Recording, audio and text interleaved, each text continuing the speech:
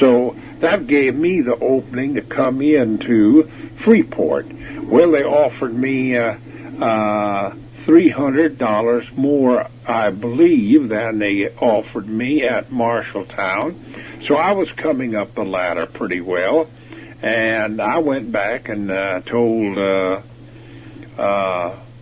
folks at Marshalltown that I thought I was moving on to Freeport. Well, of course, I hated to leave there. I really did hate to leave there. I didn't know anyone at Freeport, and I was just going into another strange situation. And you can move too many times. But I knew this was a good opportunity. I wanted to coach basketball anyway. I didn't want to fool with this wrestling anymore. And I wanted a job of my own. And I was getting $300 more, going into a beautiful school system. And the people I met there all looked honest to me. But they tried to talk me out of it there at Marshalltown, but I stayed hitched. And I do say this, that those men insisted that I go on and get my master's degree. They said if you're going to get anywhere in the school business, you got to have an advanced degree. So that spring, one of the other boys there and I went to Columbia University in New York for the summer session. And we went 4 consecutive years to summer school and got our advanced degree there.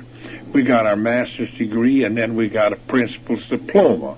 I was going in the school teaching business when, of course, I got the call to come down here to coach basketball at the University of Kentucky. But there's a lot took place in between.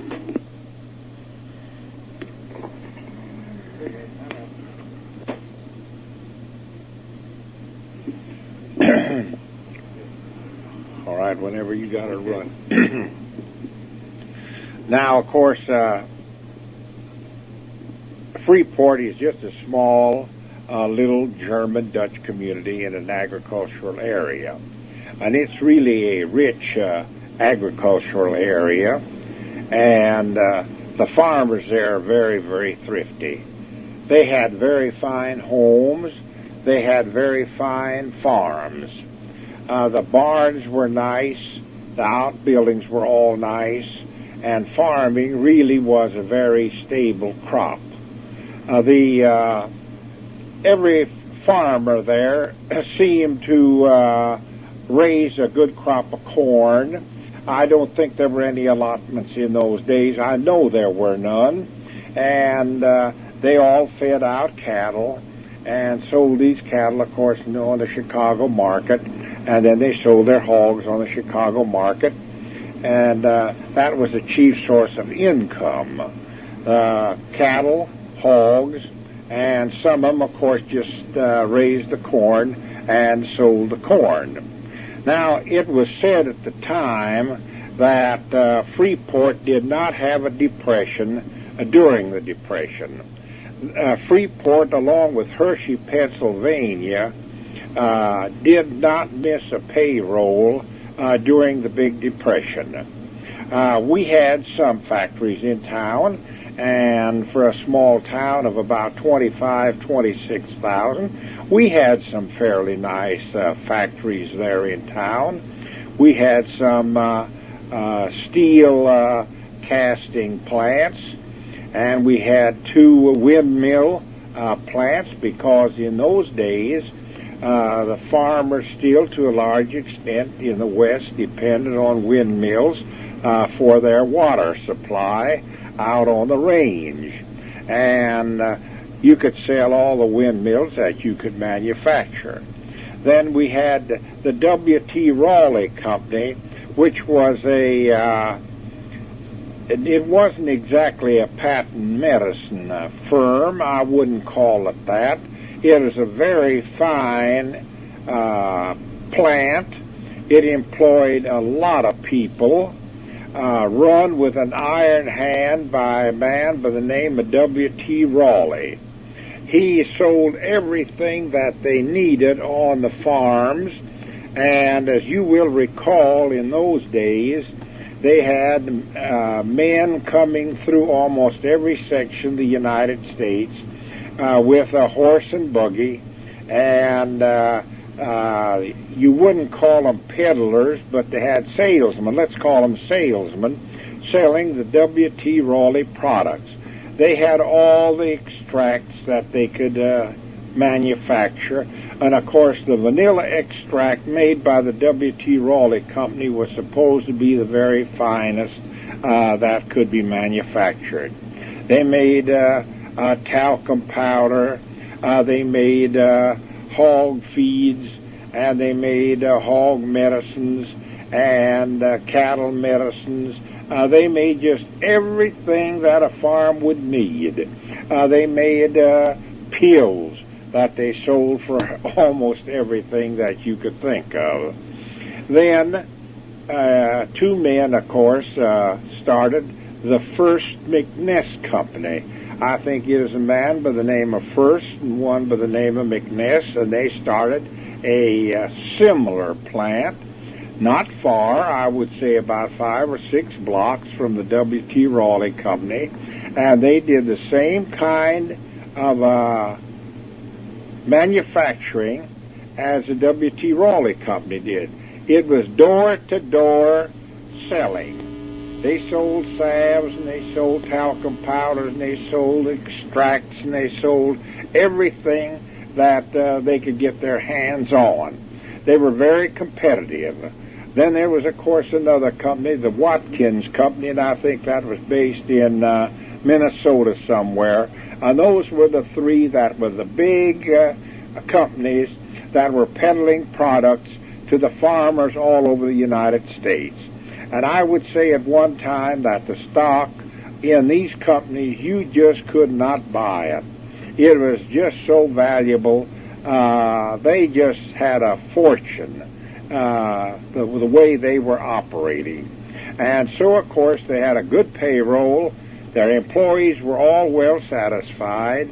And, of course, they had then, after the Prohibition was repealed, some breweries started coming in there. But they did have some good little factories in town there. But Freeport, for some reason or another, did not go because late in the 20s, they had some labor trouble. And for some reason or another, factories have a tendency to avoid a community where there's a lot of labor problems. And so the factories did not come in there. There was a town by the name of Rockford, some 28 miles east of Freeport, that had a lot of furniture factories, and they employed, of course, thousands and thousands of people, and many of the people in Freeport went over there to work in these same plants. Then, of course, we had also some insurance companies there. I think we had 4 insurance companies based there in town. The Crum and Forster Insurance Agency was there. They had a branch there, and they put up a new building while I was there in town. And they had some automobile insurance companies that the local men there established. And if I'll say this, I say it with pride, because these men made a fortune out of these companies. I don't know what happened to them later on, because, as I say, I left there after 4 years, and I do not know what happened to them after that. But the town has not changed a great deal. I was back there several years ago. The town looks very much the same. But it was always wild about football and wild about basketball. And we, of course, ran into a very nice situation when we came there to coach. I got a room at the YMCA, which was a new building. They had 70 rooms that they rented, and of course all the young men in the community that didn't have a place to stay, salesmen and others, stayed at the YMCA building. We had a bowling alley, we had a pool room, we had swimming pools, and we just enjoyed staying there. Then later, they had a restaurant opened in the building so that you could get your meals there, and we just had a good time visiting back and forth. The rooms weren't very elaborate. I don't remember even having a picture in the entire bedroom except what that I had on my dresser. And I had a dresser, and I had, of course, a bed, and the bathroom was right across the hall from me. There were about 4 or 5 shower rooms, and the necessary place to shave and things like that, which you have in all the YMCAs. Now, in November the 30th of that year, we had the kickoff for the first basketball game, and we had Charlie Paddock, who was the world's fastest human at the time, come in there to speak to us, and he made a fine talk. He spoke in the assembly, which was, of course, the gymnasium, and talked to us for quite a while. Very inspirational, and I thought we kicked off the basketball season in a nice vein. Now, we had, of course, a tough proposition, as I said. I only had one letterman back. The lightweight coach didn't have anyone back, and we had, as I said before, we played the school of the deaf in a practice game, and then, of course, we played several other practices with some of the smaller teams in that area. Now, as I said before, I also missed that first game. I didn't stay there for it. I went home for Christmas, which was possibly a mistake because I think a man should stay with his team during the Christmas holidays because a team develops best at that time. If he doesn't, those that you leave in charge just don't do the job the way you would want them to. Now then, when we returned from the holidays, we started then to get into our regular schedule. We got down to playing the members of the state championship team of the year before. And, of course, they beat us 32-25. Not unusual, of course, because they had a very fine team, and many of those boys were going away to college. They came back in good shape. That was during right after the Christmas holiday, and before they returned back to college. Then our first game was against Dubuque.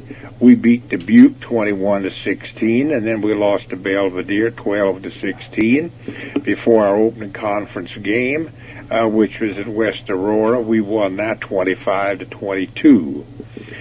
Then the interesting thing about this, in our game against Belvedere, we didn't score a single field goal in the first half.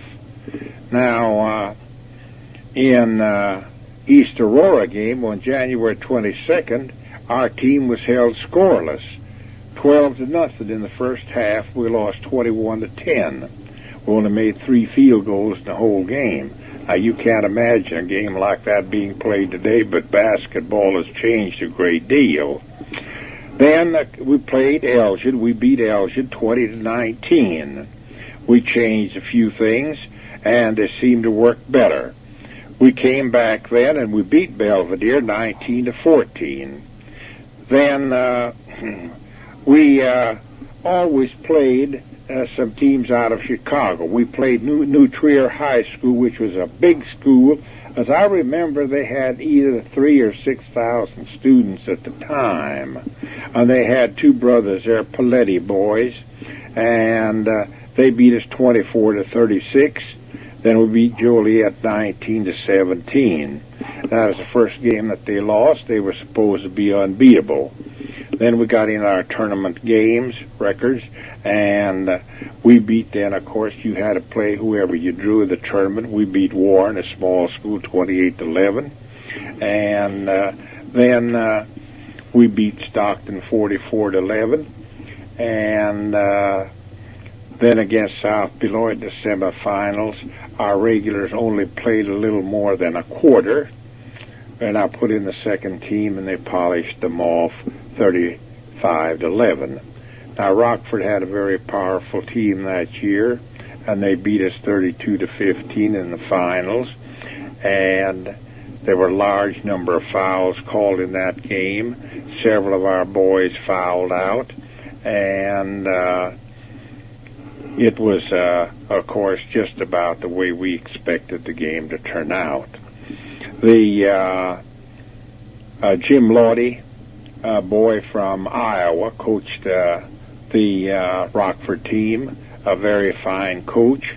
Later on, he went to Columbia University, and it's my privilege to always have classes with him back there. And every evening we'd meet and have dinner together, and it got to be to where we really got to know each other very well. I finally got to where I was working out the junior high school boys then in the springtime, trying to develop them and get them interested a little bit in basketball. There were so many of them showed up that I don't know if I accomplished anything by this or not, because so many of them showed up there. And we, of course, worked about 2 or 3 weeks. You don't accomplish much at that time anyway. And we'd go to our games. We didn't have a school bus in those days. Didn't have any school buses at all. You got to school the best way that you could. And if you lived out in the country, of course, it was your business to see that you got there. If you lived 6 or 7 miles out, that was your business. And so you see things have changed a great deal now. If you live 3 or 4 blocks, school bus picks you up. So we always had some of our friends who would take us on these trips, and we had a fellow by the name of Red Greb, who had a big car, and we had Elmer Huffman, who turned out to be one of the best friends that I had down through the years and still is a very dear friend of mine. And we had Ross Hepner, and then 1 or 2 of the parents of the boys would drive us. And since the lightweights always played before we did, they usually left a couple hours before the heavyweights. And, of course, we didn't have a chance to stay at any hotels. We got into a community. We'd usually go to a restaurant and get something to eat, and then go to gymnasium and wait, watch the lightweights play. Then we'd dress, and then we'd come home that night. Elmer and I, of course, lived together at the YMCA. He just lived the next room to me. Every evening, of course, we go and go to Tinsley Cigar Store and get the evening paper that came out of Chicago on a Hawkeye Limited. It got there at 8:30, and we'd get the evening paper and study it.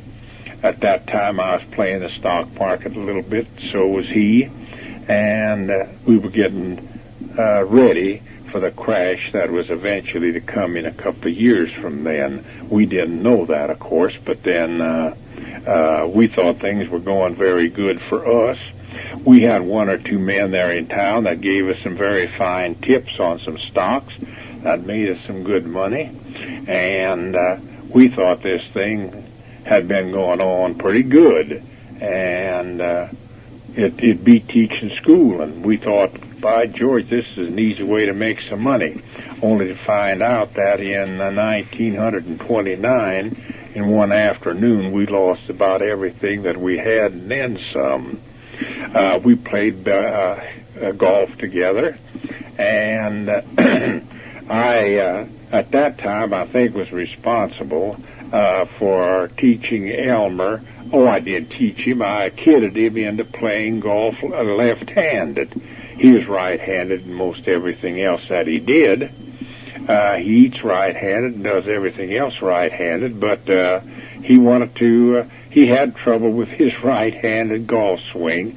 So I said, well, play it left-handed. He turned out to be one of the best left-handed golfers in the state, and I think won the left-handed golf championship 4 or 5 times, and still makes a lot of these left-handed golf tournaments all over the country.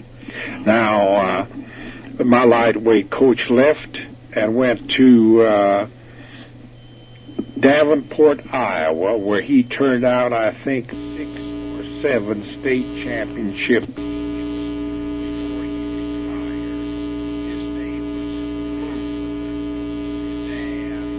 Very fine coach. Did a fine job at Davenport, Iowa, and a young man from Muscatine, Iowa came in there as lightweight coach by the name of Cluse. And Cluse, of course, helped me with the heavyweights. A lot of help to me. He helped me in scouting. We'd always sit together and talk about things, and talked about our mistakes and talked about our good things, and I got an awful lot of good from this young man, because he succeeded me there then as coach, and I think in 4 or 5 years after I left, turned out a state